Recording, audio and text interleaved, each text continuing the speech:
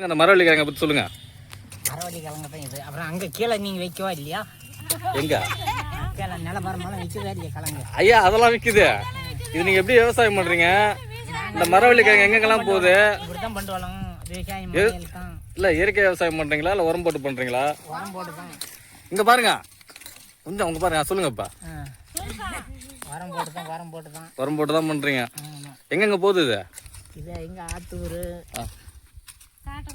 காட்டுக்கொட்டை தான். அப்படி கீழே தான் போகும். சென்னையெல்லாம் போதா? அது மாவு மட்டும் தான் போகும். மாவு மட்டும் எங்கே போகுது? எல்லா ஏரியாவுக்கும் போகும். எங்களுக்கு திருப்பி ரிட்டர்ன் கூட வரும். இப்போ இந்த பரோட்டா செய்கிறாங்க. அங்கே பாருங்க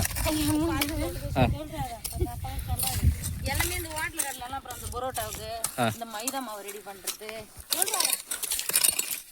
சொல்லுங்க அப்படியே சொல்லுங்க. ஆள் ஒன்று சொல்லுங்களாண்ணே. ஆளுக்கு ஒரு பாயிண்ட் சொல்லுங்க.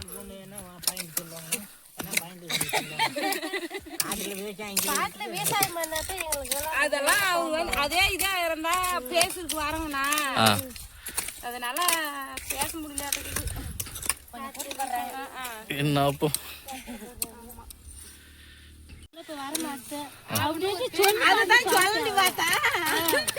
ஒரு வயசானவங்க அப்படிதான் சொல்லலாம். இப்பெல்லாம் காலம் மாறிடுச்சு. இப்ப எல்லாமே மருந்து அடிச்சாதான். எந்த பொருளுமே மருந்து அடிக்காத ஒரு பொருள் கூட வந்ததே இல்லை. இப்படி எல்லாம் கஷ்டப்படுறோம். எல்லா பொருளுக்கும் மருந்து உரம் தண்ணி கட்டணும். மெயினா தண்ணி இல்லாத இந்த டைம் எல்லாம் காய்ச்சல். இதெல்லாம் என்ன பண்றது? மழையில இருந்துட்டு அவ்வளவு கஷ்டப்படுறோம். இருந்தாலும் விலையே விற்க மாட்டேங்குது. அப்புறம் என்ன பண்ண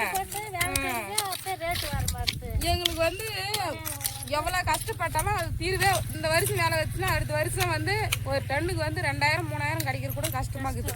இவ்வளவு கஷ்டப்பட்டு களை வெட்டி உரம் போட்டு எல்லாம் எல்லாமே பண்ணி கிடைக்கிறது கஷ்டம். 4 வாரத்துக்கு பேசு. இப்படியெல்லாம் கஷ்டப்படுறோம்னா வருஷமே ஒரு பயிர் போடுறோம்னா ரேட்டு வர மாட்டேன் போக மாட்டேன். சும்மா இருக்க முடியாது. உங்களை மாரி நாங்கள் பைக் எடுத்து சுற்றினா கூட எங்களுக்கு புண்ணியமா. இந்த மரவள்ளி கிழங்கு மட்டும் கிடையாது, நம்ம சாப்பிட்ற காய்கறி எல்லாத்துலேயுமே இந்த மாதிரி உரம் போட்டு தான் பயிர் பண்ணுறாங்க. அந்த உரம் வந்து செடிக்கு மட்டும் கிடையாது, செடியில் உள்ள காய்கறிக்கு மட்டும் கிடையாது, அந்த காய்கறி மூலயமா நம்ம உடம்புக்குள்ளேயும் வரும். அந்த உரத்தில் இருக்க விஷத்தன்மையால் நம்ம கேன்சர் முதற்கொண்டு எல்லா வியாதிகளும் வரும். இந்த உரம் போட்டு விளைவிக்கிற மரவள்ளி கிழங்குல இருந்தால் மைதா மாவு வருது. அந்த மைதா மாவுக்கு தான் பரோட்டா செய்கிறாங்க. அந்த பரோட்டா தான் நம்ம சாப்பிட்ருக்கோம். சாரி, அது பரோட்டா கிடையாது, விஷம். அந்த விஷத்தை தான் நம்ம எல்லோரும் சாப்பிட்ருக்கோம், குழந்தைங்க முதற்கொண்டு. இதுக்கப்புறமா அதை சாப்பிடணுமா வேணாமுங்கிறத நீங்கள் தான் முடிவு பண்ணிக்கணும்.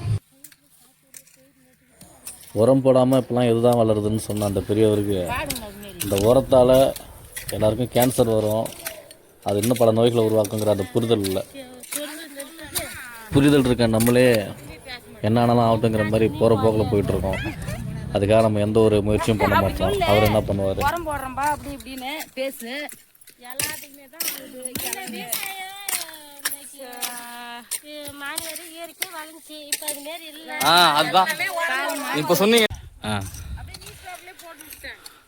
அங்கே கடையில எல்லாம் நியூஸ் பேப்பர் பார்த்தவங்க எல்லாமே எங்களுக்கு போன் அடிச்சுக்கிட்டு என்னடா நியூஸ் பேப்பர்னால வந்துக்கிறீங்க, உங்க காட்டுல என்ன விவசாயம் பண்றீங்கன்னு கேட்குறாங்கன்ற செலவுனால வந்துக்கிட்டு.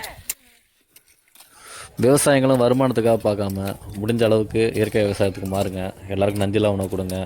இந்த உரம் போட்டு நீங்கள் விளைவிக்கிற விவசாயத்தில் உங்களுக்கு பெரிய லாபமும் கிடைக்க மாட்டுது. இயற்கை விவசாயத்துக்கு மாறுங்க, கண்டிப்பாக நல்லது நடக்கும். இப்போ இடையில வந்து ஷூட்டிங் எடுத்து